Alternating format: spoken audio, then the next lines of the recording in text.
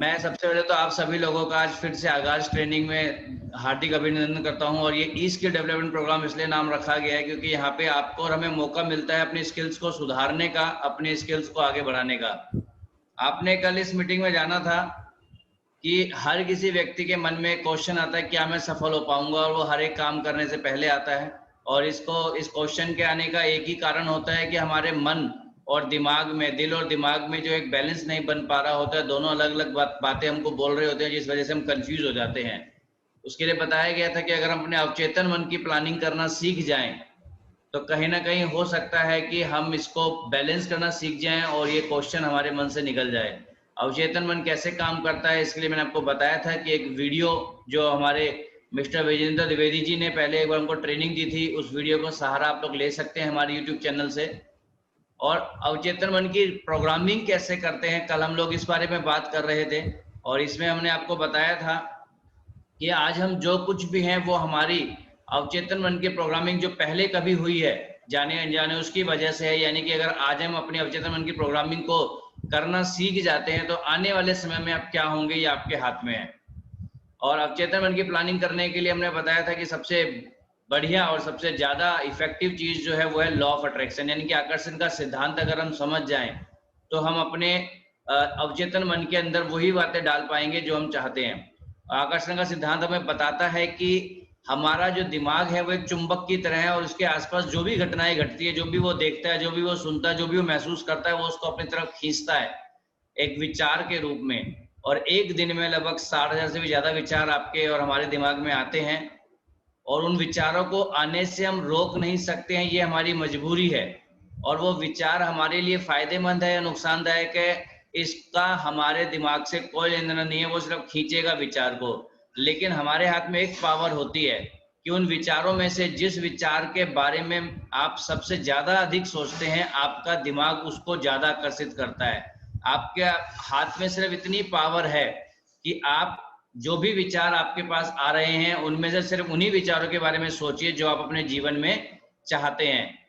और यहाँ पे बताया गया था आगे कि बी थैंकफुल, यानी अगर हम चाहते हैं कि हमारे दिमाग में हमेशा पॉजिटिव विचार रहे, हम हमेशा पॉजिटिव बातों के बारे में सोचे ताकि मेरी लाइफ में हम हमेशा सब कुछ पॉजिटिव हो, तो उसके लिए हमें अपने स्वभाव को बदलना पड़ेगा। हमें शिकायतें कम करनी पड़ेगी और शुक्रिया ज्यादा अदा करना पड़ेगा, क्योंकि एक यही तरीका है अपने आप को शांत रखने का, अपने आप को पॉजिटिव रखने का। ये सारी बातें दोस्तों हमने कल की थी और आगे आज हम जानने वाले हैं कि लॉ ऑफ अट्रैक्शन के लिए और क्या क्या चीजें हैं जो हमें हेल्प करने वाली है। तो उसमें एक और चीज निकल के आती है साथियों, से हम कहते हैं अफर्मेशन।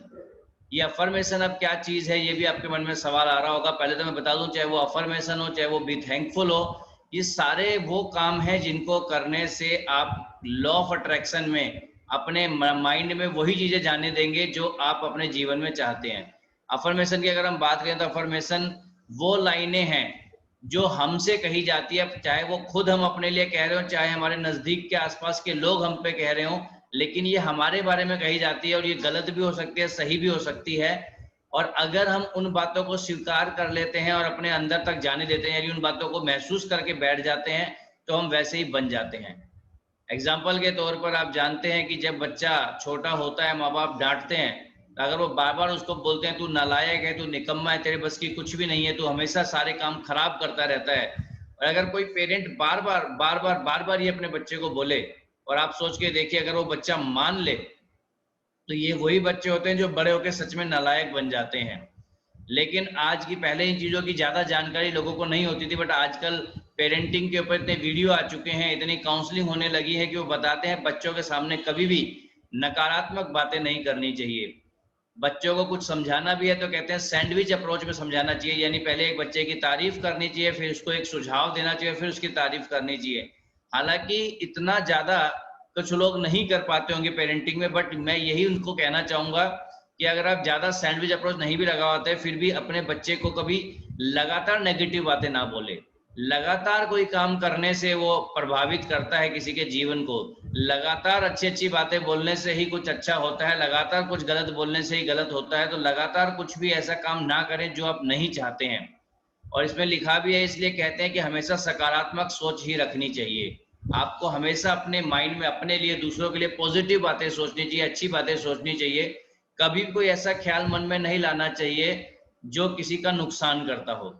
आगे हम बात करते हैं अफर्मेशन किस तरीके से हेल्प करती है, क्योंकि जो भी चीजें हम अपने जीवन में पाना चाहते हैं, जो भी चीज हम अपने साथ चाहते हैं, मेरी जिंदगी में ये हो, या मेरे परिवार के साथ ऐसी बातें हो, अभी हम उनको क्या कर सकते हैं, अफर्मेशन के माध्यम से। क्योंकि हमें पता लग गया है कि जो हम बोलते हैं, जो हम सुनते हैं, वो हमारे दिमाग में जाके घर कर जाती है, वो बातें दिमाग में बैठ जाती है। तो हम अफर्मेशन में कुछ इस तरीके से एक पेज पे लिख के और उसे रोज पढ़ सकते हैं हम लोग। उसको पढ़ने से क्या होगा, जब हम रोज उसको पढ़ेंगे तो वही वाला स्टेप आ जाएगा कि कंटिन्यू हम इसको पढ़ रहे होंगे, हमारे सबकॉन्शियस माइंड में ये बैठ रही होंगी बातें, हमारा अवचेतन मन इनको स्वीकार कर लेगा। जैसे कि ये एक अफर्मेशन है हमारी टीम के लीडर हैं उनकी, कि आप अगर सेप्सोप की हम बात करते हैं तो जैसे लिखा हुआ है कि मेरी टीम में 10 जगह वेन्यू चल रहा है, मेरी टीम मेरी बातों को मानते हुए मुझे फॉलो कर रहे हैं, मुझे हर जगह से पैसा ही पैसा आ रहा है, मेरा पूरे हिंदुस्तान में मेरी टीम फैल चुकी है और मेरा ही नाम है, मैं लगातार कंपनी का टारगेट फाइट कर रहा हूं, मेरे टीम के लीडर्स लगातार कंपनी के टारगेट फाइट कर रहे हैं, मैं बहुत अच्छा स्पीकर हूं, मैं बहुत अच्छा स्पीकर हूं, मैं बहुत अच्छा स्पीकर हूं, मैं चुस्त हूं, और ये काफी सारे, मैं एक सफल इंसान हूं, ये सर मैं डायमंड हूं, ये सारी बातें लिखी हुई है। और ये वो बातें हैं जो आपको बचपना लग सकती है, जो आपको मजाक लग सकती है। ये उसी तरीके से होगा जैसे मैंने कहा था कि एक लाइन लिखी हुई थी कि आज आप जहां पर भी है वो आपके अवचेतन मन की प्रोग्रामिंग की वजह से है। वो भी बात हम लोग नहीं मान पा रहे थे और ये भी बात हम लोग नहीं मानेंगे, लेकिन कल ही कहा गया था इस ट्रेनिंग को दिमाग की बजाय दिल से अगर आप लेंगे और सारी बातों को स्वीकार करना शुरू कर देंगे तो आने वाला समय जो है वो बहुत बढ़िया होने वाला है। यहाँ पे ये तो जिन्होंने भी लिखा है उनकी है, आप जो भी अपने लाइफ में चाहते हैं, अपने स्वास्थ्य को लेकर, अपनी वेल्थ को लेकर, अपनी हेल्थ को लेकर, अपने रिलेशंस को लेकर, अपनी मनी प्रॉब्लम को लेकर, सारा कुछ आप लिख सकते हैं। सिर्फ एक बात ध्यान रखिएगा, नकारात्मक चीजें अफर्मेशन में कभी नहीं लिखनी होती है।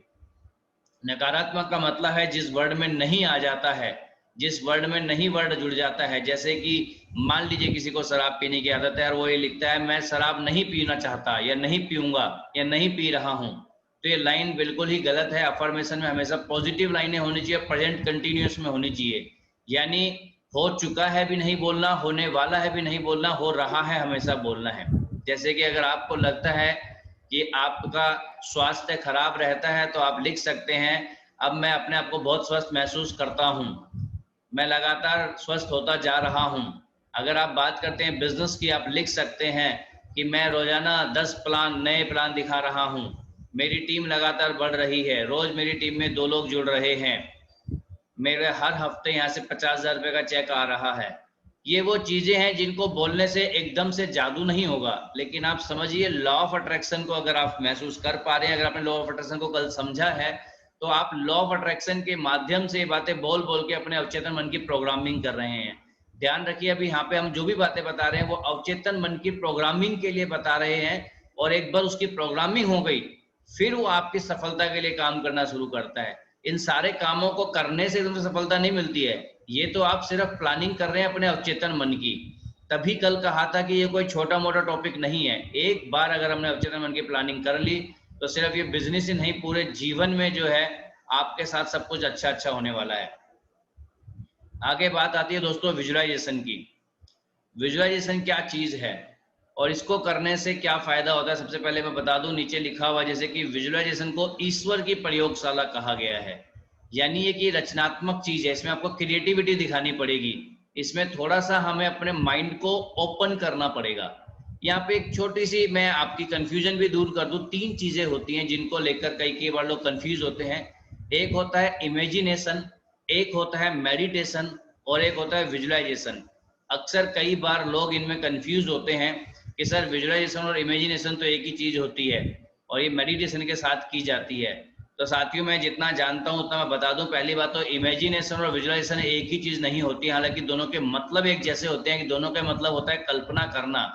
लेकिन इमेजिनेशन हम उस चीज की भी कर सकते हैं जो वास्तविकता से जिसका कोई लेना देना नहीं है। फॉर एग्जाम्पल बच्चे डोरेमोन का सीरियल देखते हैं, हम लोगों ने स्पाइडरमैन देखा हुआ है, सुपरमैन देखा हुआ है, हम लोग एवेंजर्स देखते हैं मूवी जो है। तो इमेजिनेशन में तो आप खुद को स्पाइडरमैन भी बोल सकते हैं, इमेजिनेशन में तो आप ये भी उम्मीद कर सकते हैं भगवान मुझे भी एक डोरेमोन जैसा दोस्त मिल जाए जो मेरे हर काम को करे, बट वो प्योर इमेजिनेशन है जो कि वास्तविकता में हो ही नहीं सकता है। और विजुअलाइजेशन हम उसे कहते हैं कि हम कुछ ऐसी चीज के बारे में सोचें जो वास्तविकता में हो भी सकती है। जैसे आप विजुअलाइज करें कि आपके पास में BMW कार है, आप जानते हैं मेहनत करके कमा के ली जा सकती है, लेकिन आप कितना ही विजुअलाइज कर लीजिए, आप डोरेमोन को पैदा नहीं कर पाएंगे, आप स्पाइडरमैन को पैदा नहीं कर पाएंगे। तो विजुअलाइजेशन और इमेजिनेशन में एक बड़ा फर्क ये है कि इमेजिनेशन में कुछ भी देख सकते हैं, उसका रियलिटी से लेना नहीं होता। और तीसरा वर्ड आता है मेडिटेशन। कुछ लोगों को लगता है कि मेडिटेशन विजुअलाइजेशन एक ही बात है। नहीं साहब, मेडिटेशन एक अलग चीज है और विजुअलाइजेशन एक अलग चीज है। मेडिटेशन में दिमाग को शांत किया जाता है। मेडिटेशन में कहा जाता है कि दिमाग में आने वाले विचारों को खत्म करें, दिमाग को शून्य की तरफ लेके जाएं, जीरो करें। जबकि विजुअलाइजेशन में बोला जाता है कि दिमाग में पिक्चर्स को लाना स्टार्ट करें, दिमाग में अपने सपनों की पिक्चर्स को लाएं। अब आप सोचिए, जब एक में पिक्चर लाने के लिए मना किया जा रहा है और एक में पिक्चर लाने को बोला जा रहा है, दोनों एक चीज कैसे हो सकती है? हाँ, मेडिटेशन आपको विजुअलाइजेशन में हेल्प जरूर करता है, मैं ये जरूर कहना चाहूंगा, तो इसमें कंफ्यूजन में ना रहे। विजुअलाइजेशन कुछ आप कह सकते हैं कि अफर्मेशन ही आपको लगेगा कि मैं अफर्मेशन के बारे में ही बता रहा हूँ। फर्क इतना है, अफर्मेशन में जो बातें आप लिख रहे थे, जो आप बातें लिख के अपने दिमाग को ऑर्डर दे रहे थे, बता रहे थे, विजुअलाइजेशन में कहीं ना कहीं वही बातें आप एक पिक्चर के माध्यम से अपने सबकॉन्शियस माइंड को दिखा रहे होते हैं। यहाँ पे फोटोज में काम चलता है। जैसे कि आप देख रहे हैं पूरी फैमिली है, किसी ने घर का सपना देख रहा है, कोई कार का सपना देख रहा है, कोई साइकिल का सपना, कोई अपने खिलौने का सपना। ये वो चीजें हैं जो अक्सर ये बच्चे या ये हम लोग बड़े सोचते रहते हैं, जिसके बारे में कभी खाली बैठे मौका मिले तो हम इनके बारे में विचार करना शुरू कर देते हैं। और जब हम इनको पिक्चर्स के रूप में अपनी आंखों के सामने ले आए तो वो कहलाती है विजुअलाइजेशन। ये क्यों करनी चाहिए, ये कैसे करनी चाहिए, इसको लेकर हमेशा हमारे मन में सवाल रहते हैं। कुछ मैंने कोशिश करी है ये बताने की, जितना मैं जानता हूँ, और उम्मीद करता हूँ कि आपको समझ में भी आएगी। सबसे पहले हम बात करेंगे विजुअलाइजेशन क्यों करनी चाहिए। तो मैं आपको इसका एक बढ़िया सा कारण बताता हूँ कि ये आपके तनाव को कम करता है, आपके स्ट्रेस को कम करता है। ऐसा क्यों होता है? क्योंकि जब आप विजुअलाइजेशन कर रहे होते हैं, विजुअलाइजेशन का मतलब है कि आपने जो जिंदगी में जो चीज हासिल करना चाहते हैं, कार, बंगला, अच्छे रिलेशंस, जो भी, आपने उनको एक पिक्चर के रूप में अपने सामने कहीं भी लगाया हुआ है, कहीं भी उसकी एक फोटो चिपकाई हुई है। और जब आप उस फोटो को देखते हैं तो आपको ठीक वैसी ही फीलिंग आती है जैसा कि हमें बताया जाता है कि एक जो प्रेग्नेंट लेडी होती है उसके कमरे में हमेशा एक बच्चे की फोटो लगाई जाती है, सुंदर से बच्चे की फोटो। और जब उसको पेन होता है, वो उस फोटो को देखती है तो पेन कम होता है, क्योंकि जो मिलने वाला है उसकी खुशी आज के दर्द को खत्म कर देती है। तो इसी तरीके से ये स्ट्रेस जो है ये हमारा खत्म हो जाता है, क्योंकि हमको लगता है यार आज जो मेहनत कर रहे हैं, जिस मेहनत की वजह से हमें स्ट्रेस हो रहा है, उस मेहनत के बाद जो चीज हमको मिलने वाली है वो मेरी मनपसंद होगी। और इस कारण से आपका तनाव जो है वो कम हो जाता है और आप फिर दोबारा से एनर्जी गेन करके अपने काम में लग जाते हैं। विजुअलाइजेशन करने से हमारा फोकस बढ़ता है, क्योंकि जब हम अपनी उस पिक्चर को देखते हैं, उस विजुअलाइजेशन वाली फोटो को देखते हैं, तो हमें याद आता है कि यार मुझे इसके लिए काम करना है। हमारा फोकस भटकता नहीं है कभी भी। नहीं तो हमने बताया और आपने देखा भी है, अपने आसपास इतनी चीजें हैं जो आपको भटकाने के लिए हमेशा तैयार रहती है। लेकिन अगर आपने कोई एक अपना गोल डिसाइड कर रखा है जिसको आप रोज देखते हैं, रोज जिस गोल को आप अचीव करने के लिए विजुअलाइज करते हैं, तो वो आपका एक ही चीज पे फोकस रहने को वो आपको जो तरीका है वो बताता है, और इससे आप फोकस बढ़ा सकते हैं अपना। तीसरी बात होती है आत्मविश्वास प्राप्त होता है। यानी कि जो मन में एक ख्याल होता है, पता नहीं मेरे साथ होगा या नहीं होगा, बट आप लगातार अगर विजुअलाइजेशन करते हैं, लगातार उसको पाने के लिए मेहनत करते हैं और उसकी तरफ ध्यान देते हैं, तो आपका आत्मविश्वास पैदा होता है। आज हो सकता है कि किसी के पास वैगनआर हो या 800 हो, या हो सकता है कोई और छोटी कार हो, लेकिन अगर उसने मर्सिडीज का सपना लगा रखा है और वो रोज उसको देख के मन में फीलिंग ला रहा है कि हाँ ये मुझे मिलने वाला है, तो आप सोच के देखिए, उससे आत्मविश्वास ऐसा मिलता है कि कल को मैं भी इसको हासिल करूंगा। और ये विजुअलाइजेशन जो है आपके आत्मविश्वास को बढ़ाती है। आगे बात करें, आपको खुशी देता है। जिस तरीके से आप देख रहे हो, बच्चे ने छोटी सी साइकिल पे बच्चा बैठा हुआ है, पीछे एक बोतल सी ले रखी है कोक की, और एक दीवार पे ड्राइंग सी बना रखी है कि मैं कोई कार चला रहा हूँ, बहुत ही बढ़िया मॉडल वाली कार चला रहा हूँ। और ये खुशी इसलिए देता है कि वो चीज अभी आपके पास है नहीं। हालांकि ट्रेडिशनल मार्केट में रूल तो ये है कि जब आपको कोई चीज मिल जाती है तब आपको खुशी मिलती है, लेकिन ये आपके माइंड में एक ऐसी पिक्चर बनाता है, ये आपको ऐसी एक फीलिंग देता है कि जैसे वो चीज आपको मिल चुकी है, और ऐसा फील करने से आपको खुशी मिलती है। तो सोच के देखिए, जो चीज मिली नहीं है, अगर उसकी खुशी पहले ही मिल जाए तो आदमी का जो समय है वो बड़ा ही खुशनुमा बीतता है। और ये खुशी तो एक ऐसी चीज है जो आदमी लेने के लिए हमेशा तरसता है। तो इस विजुअलाइजेशन के माध्यम से आप लगातार खुश भी रह सकते हैं। और आगे बात करें, ये आपको प्रेरणा भी देता है, क्योंकि कई बार हम अपने ऊपर से विश्वास खत्म कर देते हैं, पता नहीं मेरे से कुछ होगा कि नहीं होगा। और जब हम अपने कुछ पुराने ड्रीम्स जो हम पूरे कर चुके हैं उनको देखते हैं, और हमें लगता है जब वो पूरे कर चुके हैं तो जो हमने नेक्स्ट ड्रीम अपना लगा रखा है, जिसको हम विजुलाइज कर रहे हैं, वो भी हमारा पूरा हो जाएगा। और कहीं ना कहीं ये विजुलाइजेशन करना आपको आम लोगों के बीच से निकालने का काम भी करता है, क्योंकि हमें पता है कि हमारे इस दुनिया में अधिकतर लोग ऐसे मिलते हैं जिनका ना कोई सपना होता है, ना वो कोई जिंदगी में कुछ करना चाहते हैं। जैसे जिंदगी मिल गई है बस वो उसी को आगे बढ़ाना चाहते हैं, और हम हमेशा उन्हीं के बीच में रह रहे होते हैं। लेकिन जैसे हम इस प्रोसेस को फॉलो करते हैं और अपने बड़े बड़े जिंदगी में सपने पाना चाहते हैं, उनको लगातार देखते हैं, उन सपनों को पूरा करते हुए होते हुए देख रहे होते हैं, तो कहीं ना कहीं हमको प्रेरणा भी मिलती है कि हाँ, हम कुछ बड़ा कर सकते हैं, हम अपनी लाइफ को यहाँ से चार्ज कर सकते हैं। विजुअलाइजेशन को ईश्वर की प्रयोगशाला कहा गया है, इसलिए इन बातों को बड़े ध्यान से सुनना है। और ये बातें बोल मैं जरूर रहा हूँ, लेकिन हमको इसको ऊपर वाले का एक संदेश मान के सुनना है, तभी ये हमारे मन में जा पाएगी, हम इस पर विश्वास कर पाएंगे। और बात करते हैं बेहतर रिश्ते की। विजुअलाइजेशन में आप, जैसे मैंने बताया था, अपने बेहतर रिश्तों की फोटो में भी लगा सकते हैं। बेहतर रिश्ते की फोटो में किस तरीके से लगा सकते हैं? आप इस फोटो में देख रहे हैं कि ये फोटो है, लेकिन सभी लोग मुस्कुरा रहे थे, सभी लोग जब हंस रहे थे। और मान लीजिए ये फोटो अगर आज इनमें कोई अनबन हो भी चुकी है, और ये फोटो जब जब ये सारे लोग देखेंगे, चाहे इनके पास एक एक कॉपी रखी हो, तो ये उन पलों को याद करेंगे जब ये लोग हंसी खुशी साथ में रहा करते थे। और ये बहुत एक कॉमन सी लाइन है जो बताई गई है कि अगर आप किसी के साथ अच्छे रिश्ते रखना चाहते हैं तो उसके साथ बिताए गए अच्छे पल याद रखें, और किसी के प्रति आपके मन में गुस्सा पैदा करना चाहते हैं तो उसके साथ बिताए गए लड़ाई वाले पल याद रखें। तो अगर आप हंसी खुशी वाले पलों को याद रखेंगे तो रिश्ते हमेशा मजबूत रहेंगे। तो विजुअलाइजेशन के माध्यम से अपने रिश्तों को भी सुधार सकते हैं। आगे बात आती है कि विजुअलाइजेशन करें कैसे। ये तो था कि इसके फायदे क्या होते हैं, जब फायदे पता लग गए हैं तो मन भी कर रहा होगा कि इसको करें कैसे। तो इसको करने के लिए कुछ प्रोसेस आपको जो मैं जानता हूँ बताता हूँ। सबसे पहले कहा गया है कि अपने मूड को सेट करना पड़ता है।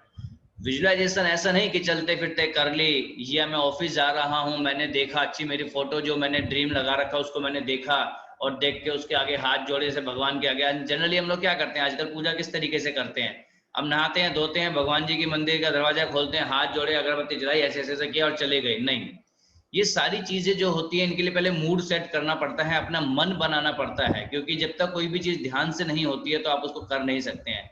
सबसे पहले तो कहीं पे भी रिलैक्स होकर बैठना पड़ेगा आपको, बिल्कुल फ्री माइंड से बैठना पड़ेगा, कोई टेंशन नहीं, कोई कुछ नहीं।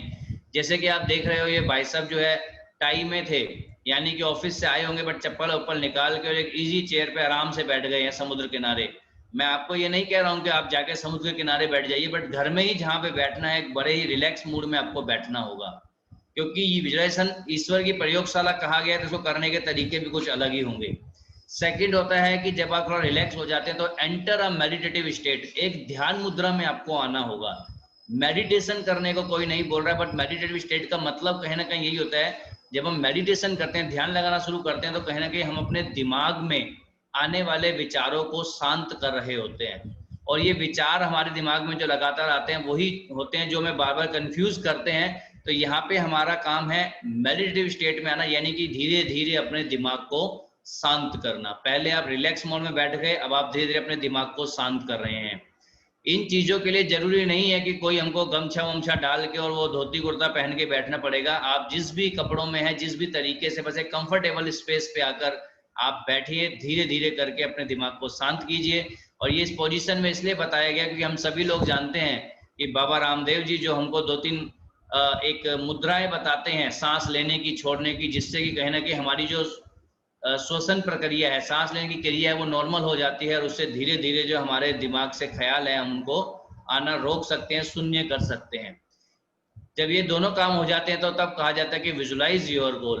अब जो आपने सपने चिपका रखे हैं उनके बारे में सोचना शुरू करें, उनको देखना शुरू करें, क्योंकि जितने अच्छे मूड में आप किसी चीज को देखते हैं उतने ही उसके लिए आपके मन में पॉजिटिव फीलिंग आती है। सोच के देखिए कल वाली बात को दोबारा दोहराऊंगा कि एक व्यक्ति अगर खुश होके हंसते हुए अपनी बीवी की तरफ देखेगा तो उसके मन में पॉजिटिव ख्याल आएंगे, हाँ कितनी सुंदर बीवी मिली है मेरे को, है ना, कितना अच्छा खाना बनाती है। और जब आपको गुस्सा आ रहा है और गुस्से के मूड में अगर आप अपने बीवी को देखते हैं तो उसकी सारी कमियां आपको नजर आती है। यानी बीवी वही थी, लेकिन आपने किस मोड में उसको देखा, किस फीलिंग के साथ में उसको देखा, तो उससे आपको उसकी या तो खूबियां नजर आती है या कमियां नजर आती है। तो जब आप बिल्कुल रिलैक्स मोड में हैं, जब आप बिल्कुल मेडिटेटिव स्टेट में और आप उस अपने सपने को पूरा होता हुआ देखेंगे, तो आपको एक पॉजिटिव फीलिंग आएगी, एक खुशी वाली फीलिंग आएगी। आपको उस खुशी वाली फीलिंग के साथ में अपने सपने को पूरे होते हुए देखना है। वो आपका सपना कार का हो सकता है, वो आपका सपना विदेश यात्रा का हो सकता है, वो आपका सपना कोई महंगी ड्रेस का हो सकता है, बच्चों के लिए कोई खिलौने का हो सकता है। कोई भी सपना, जितने भी सपने आपने देखे हैं, आपने लिखे हैं, आपने बनाए हैं, आप उन्हीं सपनों को आंख बंद करके विजुलाइज कर सकते हैं, लेकिन आप फ्रेश मूड में बिल्कुल ही शांत दिमाग के साथ बैठे हुए होने चाहिए। क्योंकि इसके बिना पता लगा देख तो हम रहे होंगे गाड़ी और दिमाग में चल रहा होगा बॉस की डांट, तो कहीं ना कहीं वो गाड़ी जो देख रहे होंगे, जो बॉस की डांट आ रही होगी, बॉस की डांट से नेगेटिव फीलिंग उठ रही होगी, और ये पॉजिटिव जब टकराएंगे तो फिर वही मन और दिमाग की लड़ाई जो है वो आपको आगे नहीं बढ़ने देगी।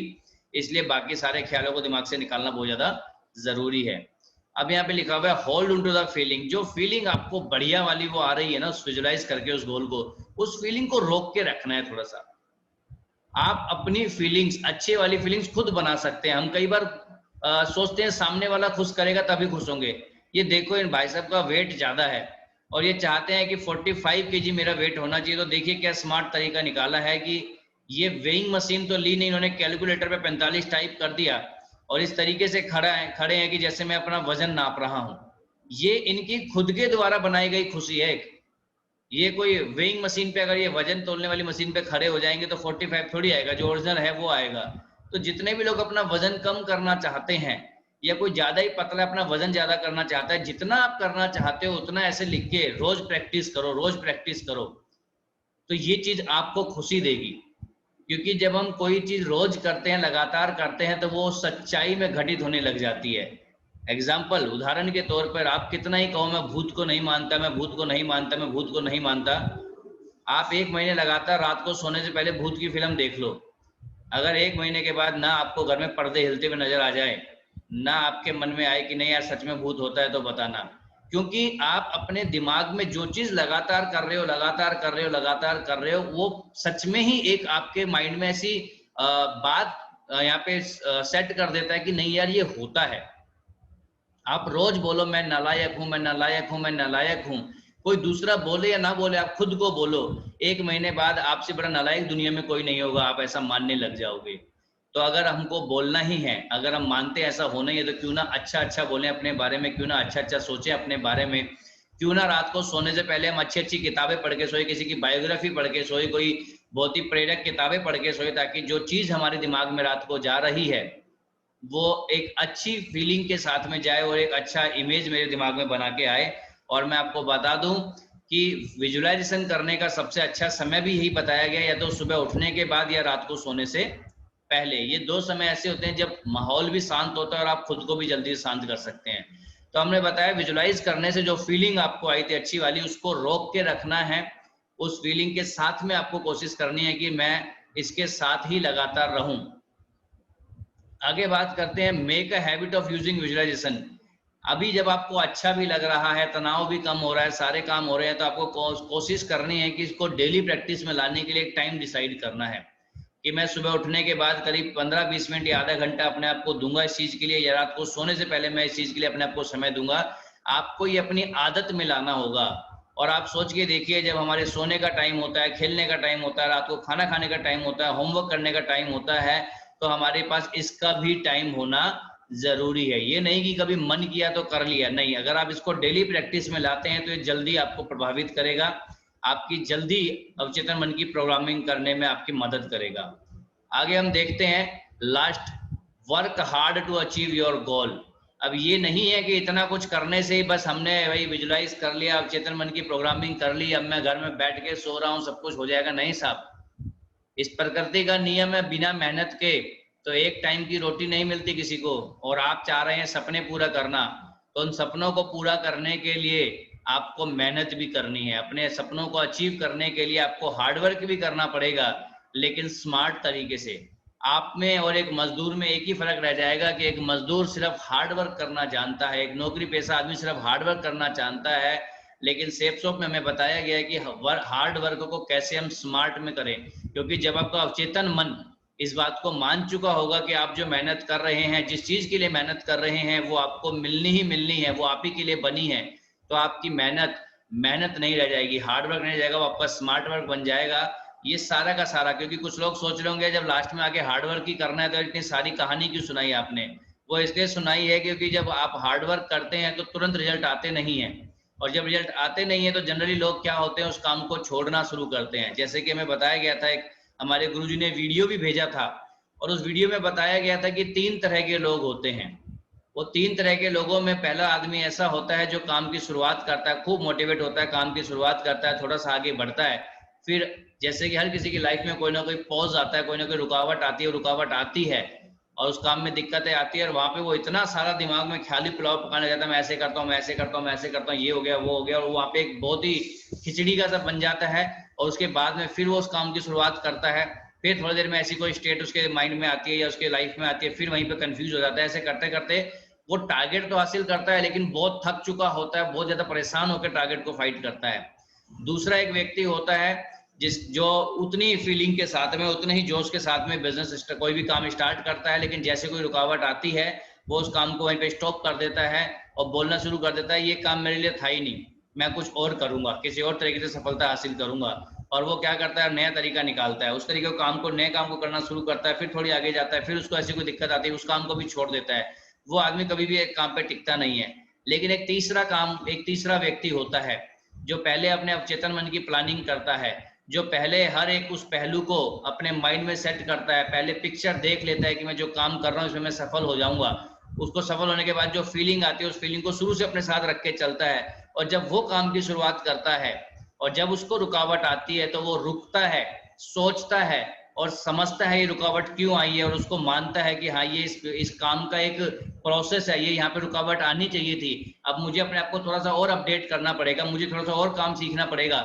वहां पे रुक के खुद को अपडेट करता है, फिर आगे बढ़ता है, फिर आगे चल के एक दिक्कत आती है, फिर वहां पे रुकता है, फिर सोचता है, ना कोई कंफ्यूजन है उसके दिमाग में, ना वो छोड़ने का मन बनाता है, फिर देखता है रुकावट जो है इसका समाधान क्या है, उस समाधान को अपने गुरुओं के माध्यम से, अपने मेंटर्स के माध्यम से उन समाधानों को वो ढूंढता है, पूछता है, उस पर काम करता है, फिर आगे बढ़ता है। ये वो व्यक्ति होता है कि जो जब अपने गोल को अचीव करता है तब तक अपने आप को खुद भी बहुत ज्यादा अपडेट कर चुका होता है, और जब ये उस गोल को अचीव कर रहा होता है तो लोग कहते हैं ये डिजर्व करता है, ये इस गोल को अचीव करना, ये सपना इसका डिजर्व करता है।